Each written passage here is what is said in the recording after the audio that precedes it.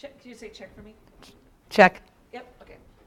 All right. Welcome, welcome, welcome. Today we have a wonderful speaker. She's come and spoken to my class last semester, Louise Greff from the Ann Carlson Early Intervention Center. And she is going to be so helpful for you.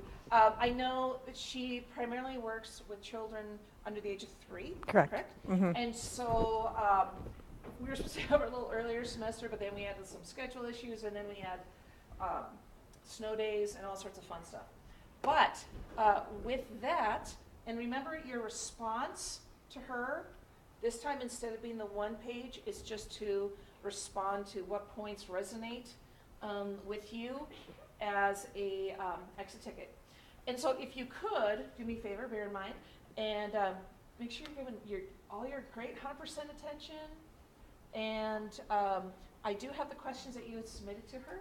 And with that, let's welcome Louise. Thanks. Well, and if you don't pay attention to me, I'll throw things at you. I do have 50 pens here, so I got 50 up. Okay, everybody get up. This is what I do. You don't have to talk, but you do have to move for a second or two. Okay? It helps. Okay. So, dog lovers on that side, cat lovers on this side. Oh. I think Laura's a cat lover. Am I right? No? I'm sorry. No, I just remember from last time. Yeah. Okay. All right. I know you're college students and you probably haven't been watching the new American Idol, but so we're going to do Lionel Richie on that side, Luke Bryan on this side. Nobody's moving? Do you even know who I'm talking about? Take a guess. Take a guess. Okay. So with the Lionel Richie people over there, does anybody know what band he was the lead singer for? Oh, if you do, you get a prize. Okay, so I'm going to help you out so next time you can win a trivia. It's the Commodores. Okay? All right, and then would you rather go to the dentist or the doctor? General exam, general exam. Would she say her mom's a what? My mom's my dentist. Oh, well then, yeah. She's probably looking at your teeth all the time. Okay, you can sit down now. That was pretty easy, wasn't it? Sometimes I even separate you into breeds of dogs and breeds of cats, but the German Shepherds always win, by the way. If I do poodles and German Shepherds, the German Shepherds always win. Okay. So I'm going to start talking about my job in a minute, but for a minute I'm going to go offline, which I do sometimes, and talk about perspective. So this morning, I'm thinking, okay, I got this to do, I got to be out here at UND. I'm on my way on Washington, going south of town by All Seasons, and I start losing control of my vehicle. I'm fishtailing, I go across the lane. There's a white SUV headed right towards me that had to swerve. I go in the ditch, and I'm towed out. I'm not hurt, my German Shepherd's not hurt, and it cost me $128. And you know what? I am so grateful that that's what happened this morning, rather than what could have happened. So my perspective about things when I got here was totally different than what it might have been. I wasn't worried about my hair, or when I couldn't find a parking spot in the usual place, I'm parked on the other side of, like under the overpass, okay? So, and I'm a walker, and I'm thinking, big deal, I'll get 2,000 steps in, okay? So then I'm looking at the positive thing there. And I'm left my vehicle, I'm on the other side of that first building on the corner there, and I'm like, shit. Guess what I forgot to do? Put my parking pass up. So then I'm like, okay, it's 10:42. I'm thinking, okay, do I want a parking ticket? And I'm like, nope. And the thing is, my perspective was already positive because I said shit instead of the F word. So, so I turn around, I walk back, I put my parking pass up, and when I got to the spot where I'd remembered, it was like 4 minutes. So it's like sometimes when you think those things that just are going to throw everything off, 4 minutes.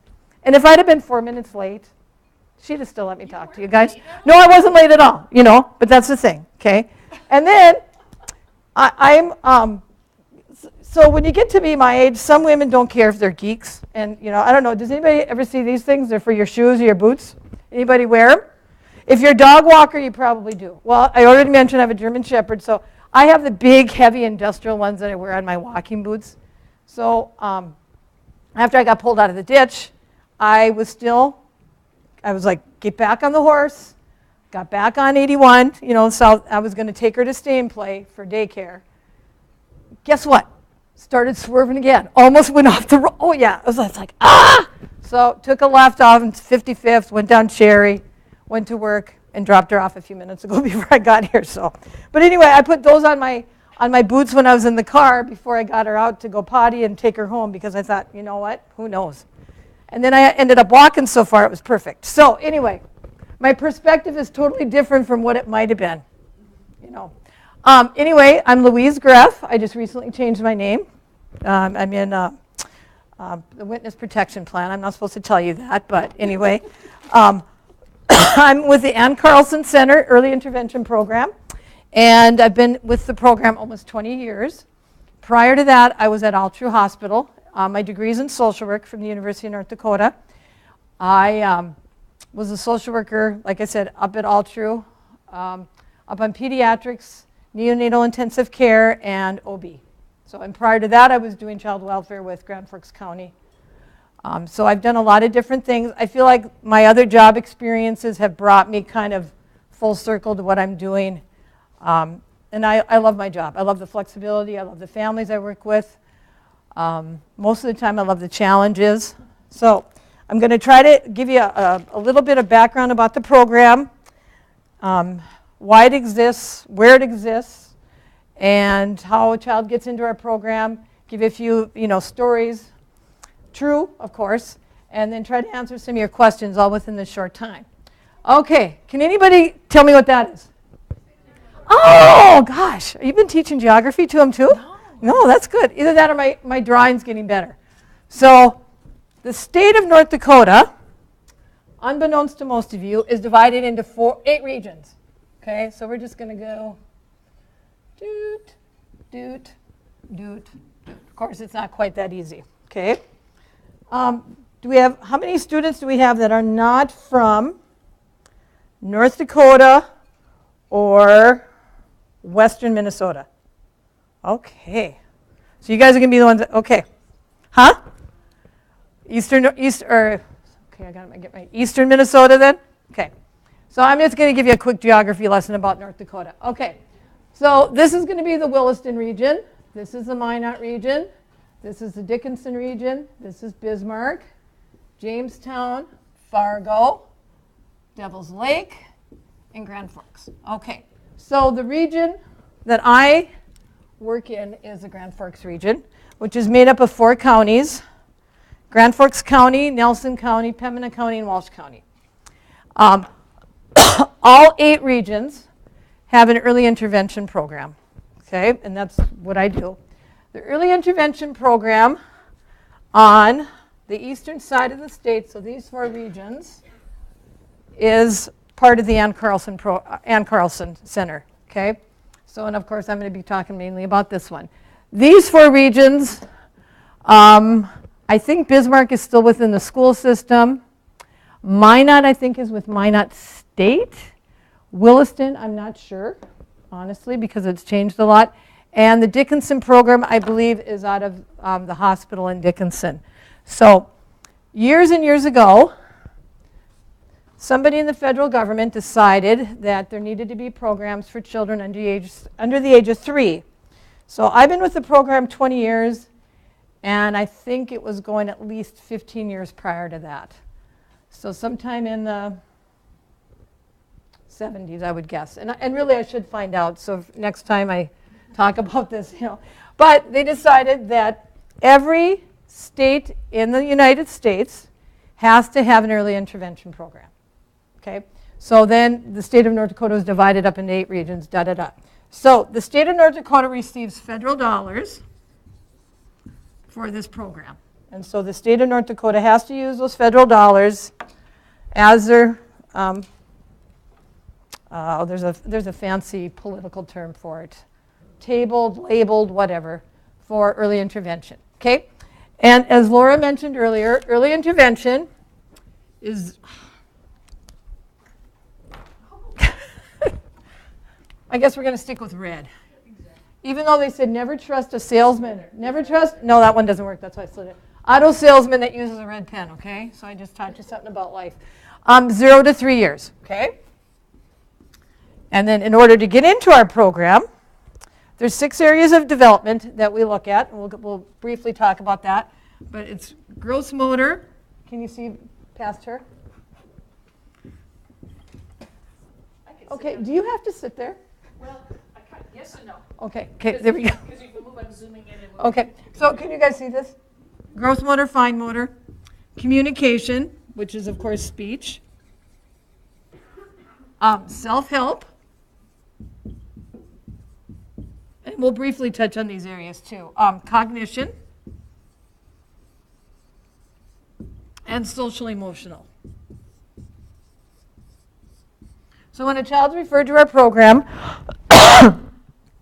we go out and do an intake. I have an intake this afternoon with a case manager from Northeast Human Service Center, and I'm kind of excited. This is like kind of sick of me, okay? But it's a newborn. I think he's 2 months old. From the last name of the mother and the first name of the mother, I can tell that she's from another country. So she may be a student here at the university, she may be somebody that's here on a visa, working, or she might be here permanently with her child. I don't know. But I'm just excited because I'm eager to learn about other cultures and other countries and just their way of life, their way of child rearing and that type of thing. So I'm always kind of excited to hear about that. That doesn't mean everything goes great, because sometimes what we do as a society and our rules, so to speak, don't always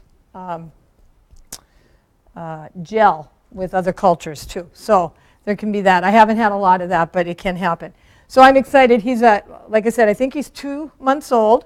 And the reason he was referred to us is because he is turning his head too far to one side.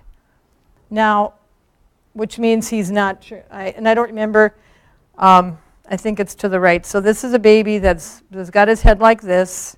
It doesn't mean there's anything permanently wrong with him, but there's a medical term when this muscle in one side of your neck or the other shortens, and it's called torticollis, and it's quite common in babies.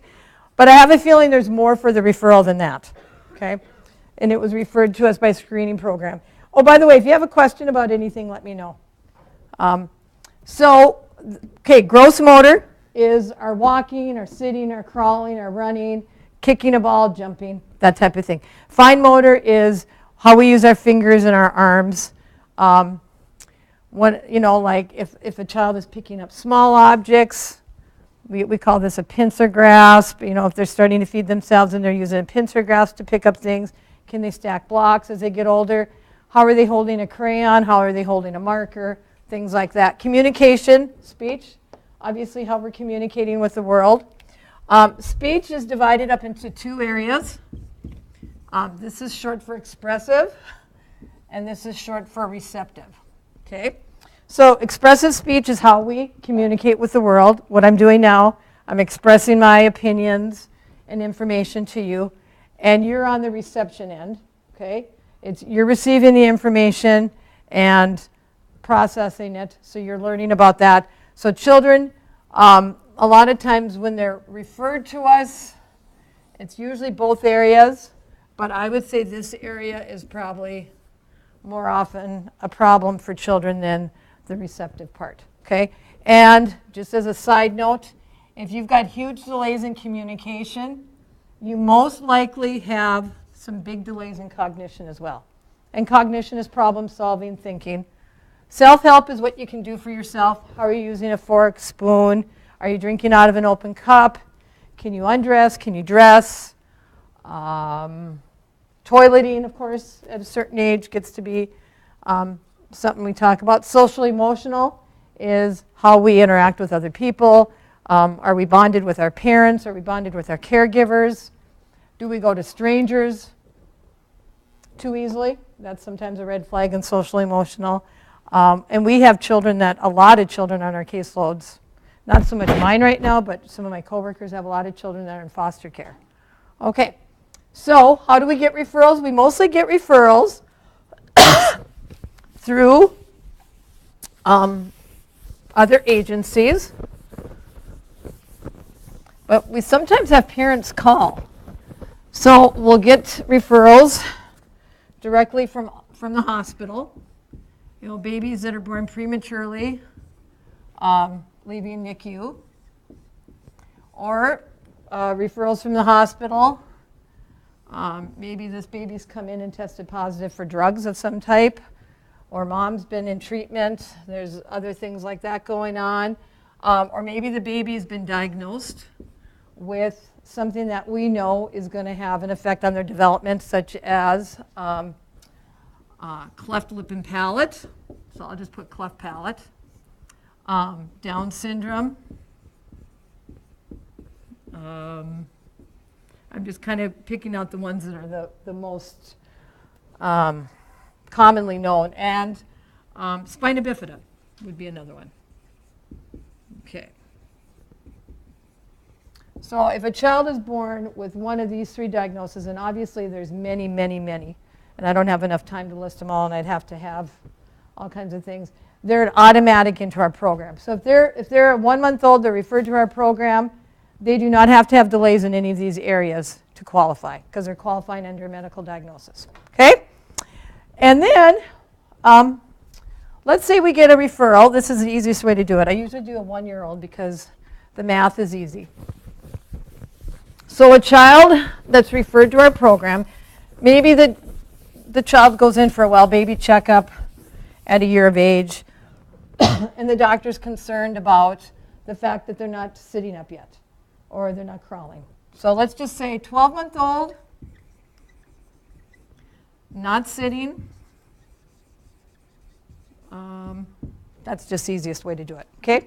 So then, looking at these areas, obviously gross motor is the area we're going to, you know, he just call him Johnny, that Johnny's going to qualify under, okay? So I mentioned the medical diagnosis. Other ways you qualify is you have to have a 20% delay in 2 or more areas. Okay, or a 50% delay in 1 area. And of course, when I'm talking about the areas, I'm talking about these 6 developmental areas. So if at age 12 months, a child is not sitting up, most likely they're going to qualify right here, 50% in 1 area under gross motor. They may have delays in some other areas. And my guess is the child's also going to have some fine motor delays, because if they're not sitting up on their own, they're probably not doing very well in a high chair. They're probably not starting to feed themselves very much, things like that. So then that kind of goes under self-help and fine motor. So most likely this child would also have some delays in those 2 areas too. Okay? So once a child qualifies for a program, I'm just going to skip some of the political bureaucracy, paperwork things that we need to do. But we start visiting them in their home. Okay? So I'm considered a home visitor.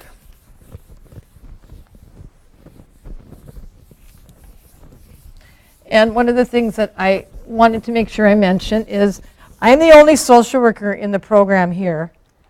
I'm probably one of only a few. There might be another social worker somewhere else in the state that does this, but most of my coworkers are either educators,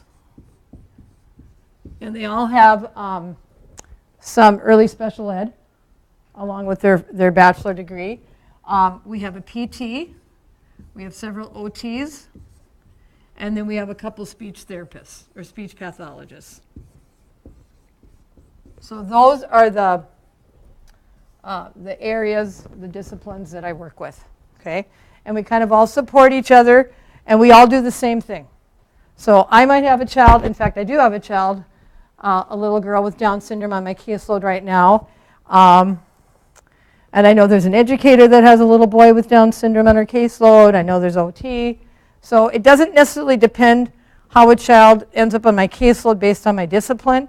It might be just more or less, it's time for me to get another child on my caseload because I lost one, because they aged out or they moved or things like that. So, any questions?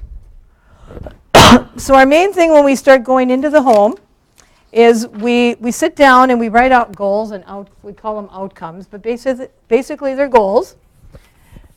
with what the parents want to work on. And I thought I was like, okay, what's the easiest way to do this? And I haven't done this before, but there's a little guy I'm working with right now. He was born with his fingers on both hands fused together. Don't think his thumb was fused. Think it was just his fingers. His toes as well. And actually it's a familial, meaning it's something that his dad also had fused fingers. His older brother had fused fingers. But this little guy is the only one that's had fused toes. So I had worked with his older brother when his brother was about, I think I started working with his older brother when he was about, he was born in April. He was about 14 months old and was referred by his pediatrician because of gross motor concerns because he wasn't even crawling at 14 months. But we started working with him. He's doing just great. So when I started working with this other guy, and of course because of HIPAA and everything, I always make up names. Let's call him Harry. Some of the things that the parents wanted to work on, and this is just an example of what we do when we're in the home. They wanted Harry to have successful surgery for his fused fingers and toes. They wanted his vision monitored, and he ended up with something called Duane syndrome, which was also, they found out there was a cousin of the dad that also had Duane syndrome. And it's basically, if I remember correctly, it's kind of just some nerve damage in an eye, and the eye isn't able to move. But he has okay vision with it. It just doesn't seem to move as well. They wanted the webbing between his toes to be monitored medically. They wanted a referral to the Shriners Hospital in Minneapolis. That's where his brother had the surgery. And this little guy, Harry, has had surgery since on both hands and both feet and is doing great. They wanted him sleeping through the night. They wanted his speech development monitored. And sleeping through the night is probably one of the most common outcomes I have. That and feeding themselves or getting around from room to room. Okay? Because a pediatrician that I used to work with years ago that she's still at All True pointed this out to me. And I already had kids that were, in higher levels of grade school when she mentioned this to me. But she said, there's 3 things kids can control. Babies, kids, They can control when they poop and pee. Okay? They can control whether they eat, and they can control whether they sleep. And those are probably the 3 biggest areas parents have the most challenging because they can't control it. So it can be, that's where sometimes you have butting of heads. Also, I could get on my soapbox about this, but we don't have enough time, but a lot of parents will give in to having a child sleep with them because it's easier at the beginning. And then you have a child that's 2. I have one on my caseload right now that has been sleeping with mom. And I'm not making this up. This is a normal type American family. Mom's been sleeping in one room with the little girl, and dad's been sleeping in the other room with the 3.5-year-old boy. And I'm thinking, really, that's not the way I'd want my marriage working. And then, I mentioned my German Shepherd, and I've had a few dogs, and I use scenarios between babies and dogs or babies and puppies a lot. Of course, before I do it, I make sure the parents aren't going to be offended because there's some cultures that don't adore dogs like, I would say most Americans like dogs, but, there's a lot of cultures that don't. But if you have a puppy and you start letting them sleep with you, and then all of a sudden you've got, let's say, somebody back there's done it and has learned. And I did too. I had a chocolate lab when I was still married to my husband. She was about 4 months old, and one night she's whining. She'd always slept in her crate. And he's like, oh, let her sleep with. And I said, you do it one night. She's here for the rest of her life. Guess what? Yep, my son has her now, and she rips up sheets because she'll dig on the bed and everything. It's like, ah. So when I got Lacey, my German Shepherd, there was absolutely no way she was going to sleep on the bed. And I don't allow her. I put an old sheet on the bed. During the day, if she wants to sleep on the bed, she can. But when I go to bed at night, she sleeps in her own bed on the floor near me.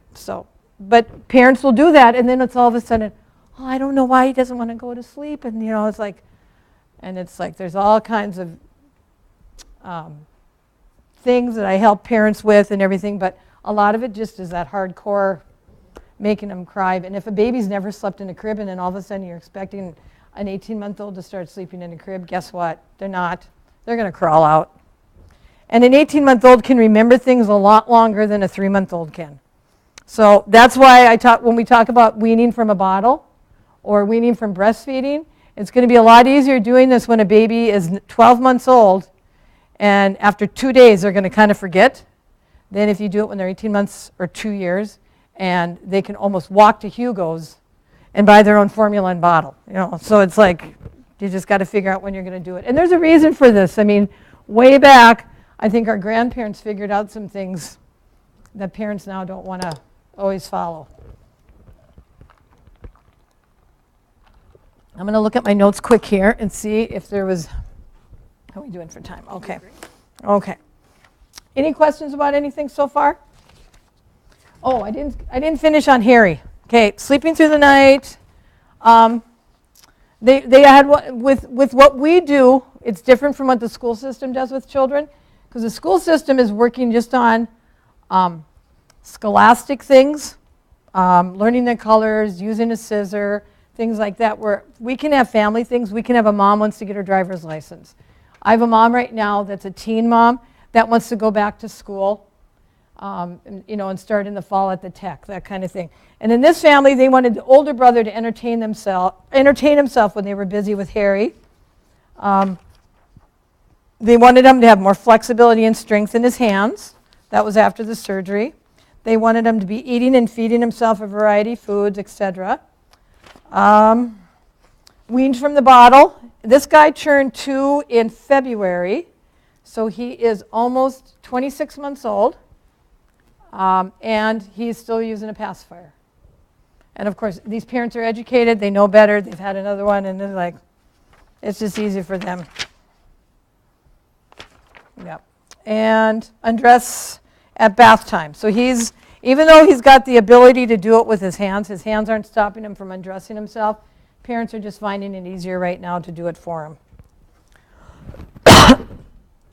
Okay, I am worried I'm going to lose out on a couple things, so I want to make sure I have time to tell a really interesting story about one of my cases, and I always have to make sure it's a new one. But the other thing is, I think you've probably already had Maslow's hierarchy of needs. Okay, I usually touch on that just real quickly, just because it's something I oftentimes remind my coworkers of. Because the other thing is, with the families we serve, we can be serving someone that has maybe, let's say dad works. Okay, it's better if I use an actual family. I have a single mom right now. Biological father, bio father, is in prison for having sex with underage girls. Okay, and mom is on disability because of anxiety and depression. Okay, so whatever income is coming into this family, she's not getting any child support because the dad's not making any money, obviously. She does have an older child, so maybe she's getting some child support from that girl's father, but I kind of doubt if she is, it's not much. So whatever her SSI would be from Social Security is pretty much what she's living on. I know her parents live in town and they're a support to her, but they're not wealthy. So kind of when we talk about, okay, I think there's 5 of these here. Okay, so this one, and I'm bringing up this family because sometimes we get caught up in, and her son I started working with him last August when he was a little bit over 1.5 years. He maybe has 1 word, and it's not consistent. He doesn't make eye contact very readily, even though that's improved some. She will oftentimes have a movie on, she lives in a 2-bedroom apartment. It's a nice place. Nicer than where I'm living right now. And but I don't begrudge her that. She will oftentimes have a movie. I'm trying to think of. Okay, she might have the Troll movie on in one bedroom, and then she might have Sing on in the living room, and he will go back and forth from these movies. and it's kind of her way of being able to cope with him. He just recently started OT for sensory concerns, okay? And we're not going to have time to go into sensory diet or anything like that, even though that's kind of an interesting thing. And then he's also in speech, of course, okay? Now, he hasn't been diagnosed yet, and I can't diagnose him.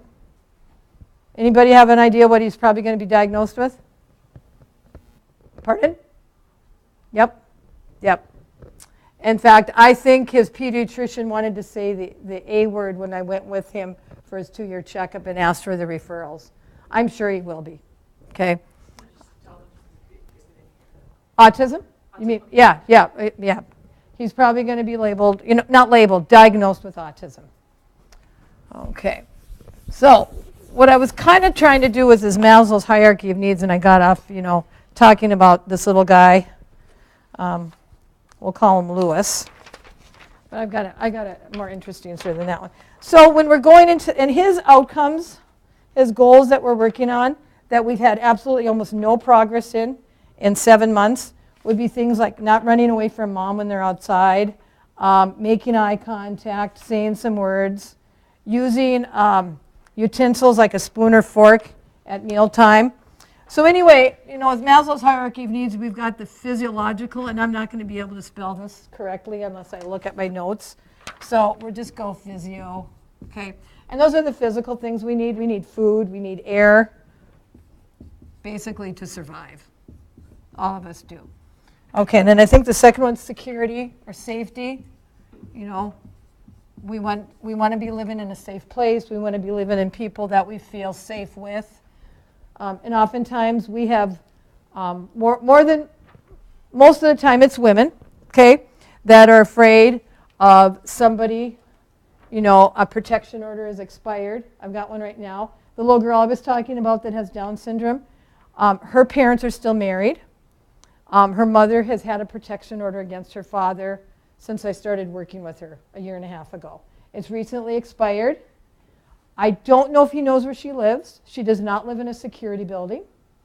But he has recently said to his mom that he wants to have contact with, his wife again. She doesn't have money to hire an attorney and get a divorce either. So, but and she'd like to, but I don't know if that would change. So a couple weeks ago, I have an evening visit with her. It's usually at 6 or 6:30 on Tuesday nights. And she forgot I was coming. And I knocked on the door. And with this house, too, when I first started working with her, if she wasn't able to follow me to the door, we'd have her son, who's 5, lock the door. Or I would always do the knob lock, the little lock on the knob, when I left. And that was just something I did because the door was always locked, okay? And that's probably one of the few homes in 20 years I've ever had to do that with. So anyway, she forgot I was coming. Excuse me. Just spit all over. And she thought it was him. She forgot I was coming, and she said it took her 5-10 minutes. And she kept saying, oh. She goes, I was so scared. She goes, I'm so glad it was you, and said this over and over. Okay, so safety, and then what do we got? Love and belonging. Basically, and I don't necessarily look at this as intimacy, but just having a support system of some type. It can be family, it can be friends, in my case, it can even be my dog, because she's my security system, believe me. Then, we've got esteem, feeling good about yourself, what you're doing. I'm a big advocate of doing things for others. And I would challenge you today to say hi to one person that you routinely see that never says hi to you, and maybe you don't like very much. Challenge you to do it.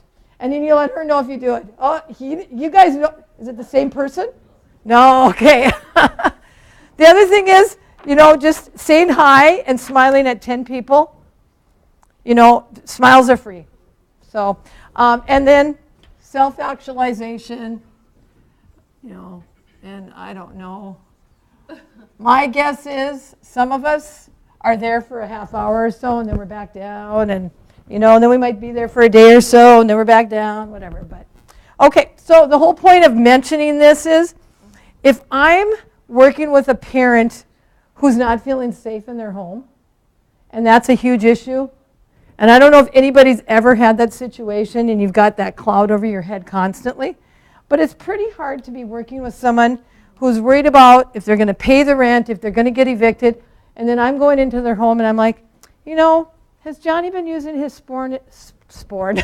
his spoon and fork at mealtime? What new words is he saying? That mom hasn't been working on that this week. She is trying to figure out where she's going to be living next week. So we sometimes bring this up at meetings when we're staffing things. And even as a social worker, I can't create miracles, but we try to get them referred to places. Obviously, if somebody needs CVIC, Community Violence Interaction Center, things like that, support systems, there's various support systems, groups, things like that. I can't make friends for somebody, but there's a lot of things we do during these home visits.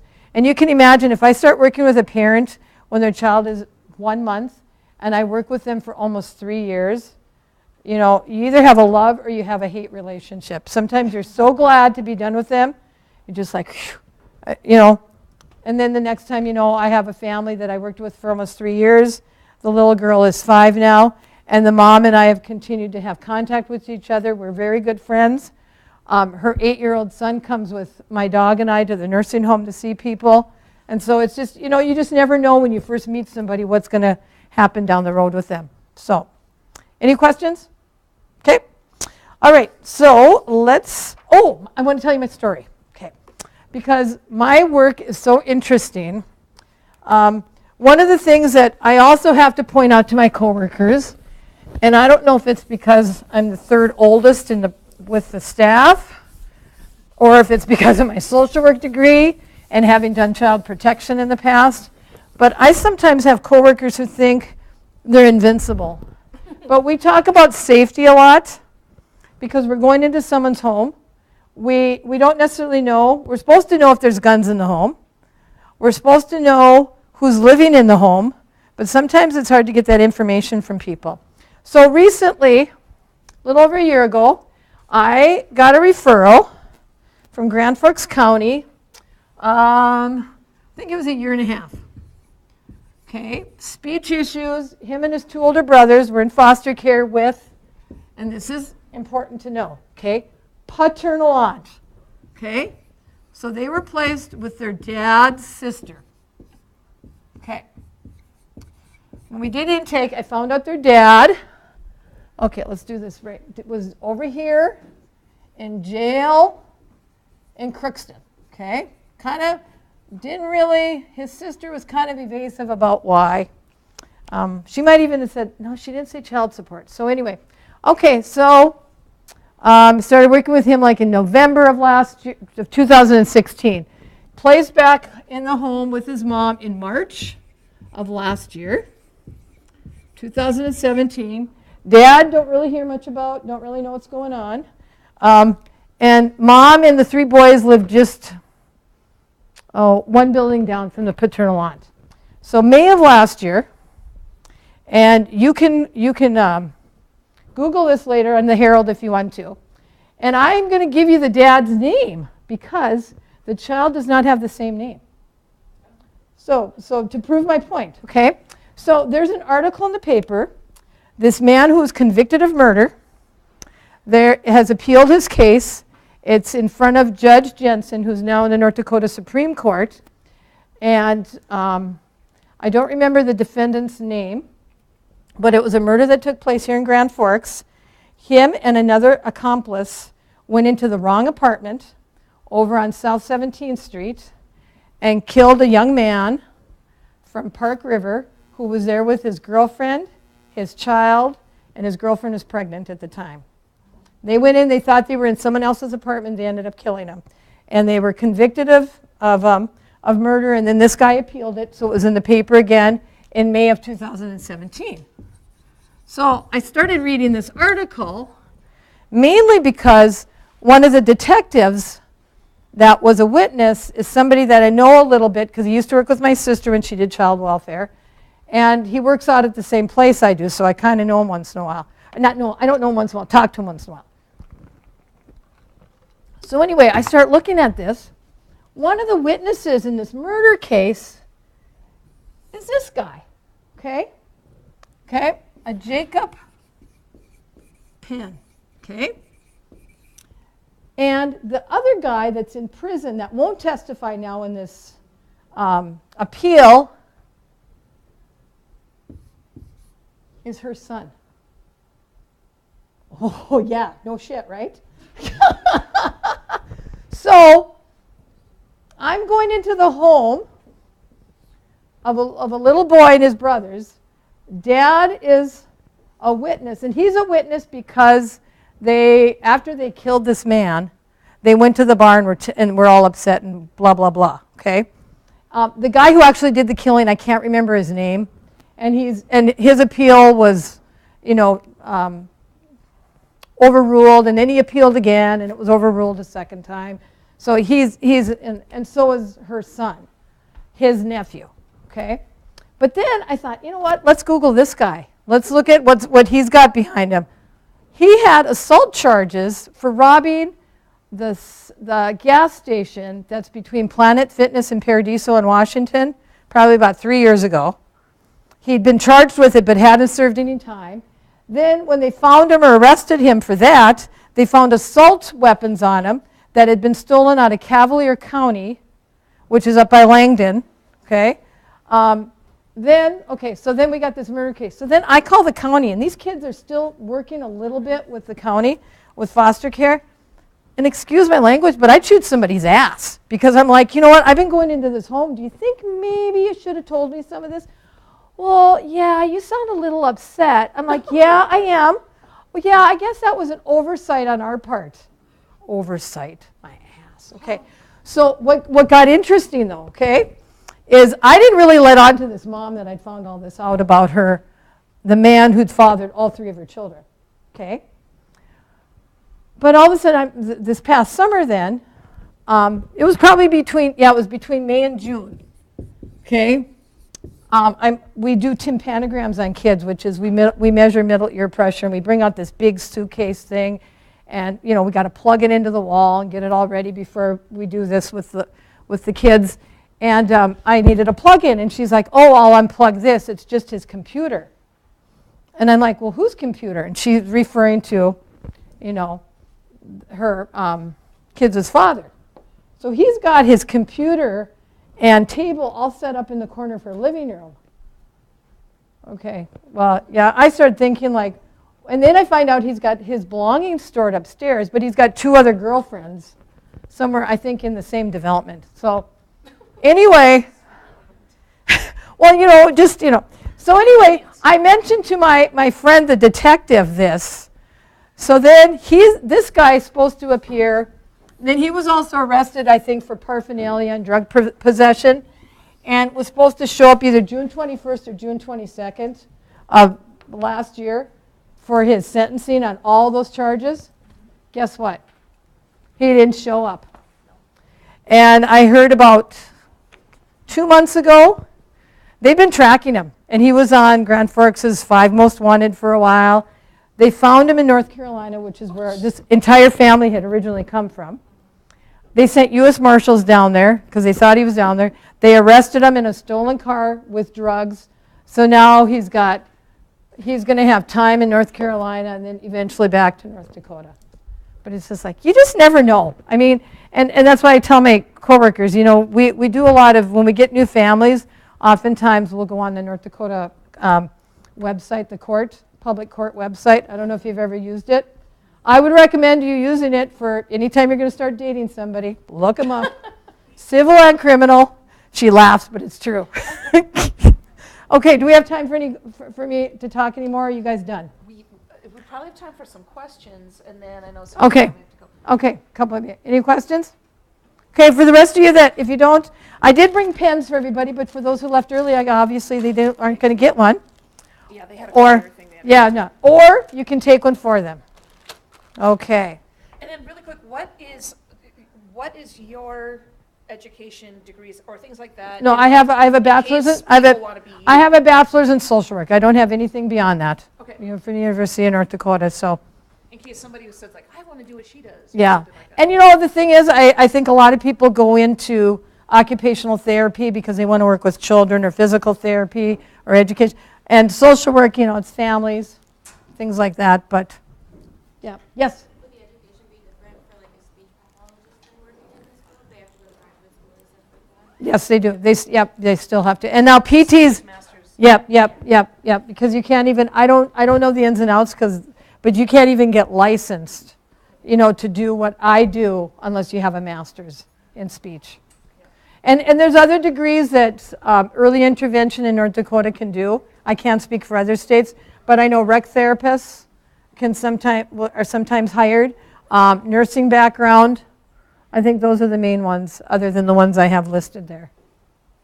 Okay? All right. All right. Well, if you ever have any questions, let me know. I can forward them on. But otherwise, let's give a round of applause. Thank Thank you you. so much for coming. So appreciate it. And then I'm going to give you hand warmers. I wear these, I use these all the time. And I'll give you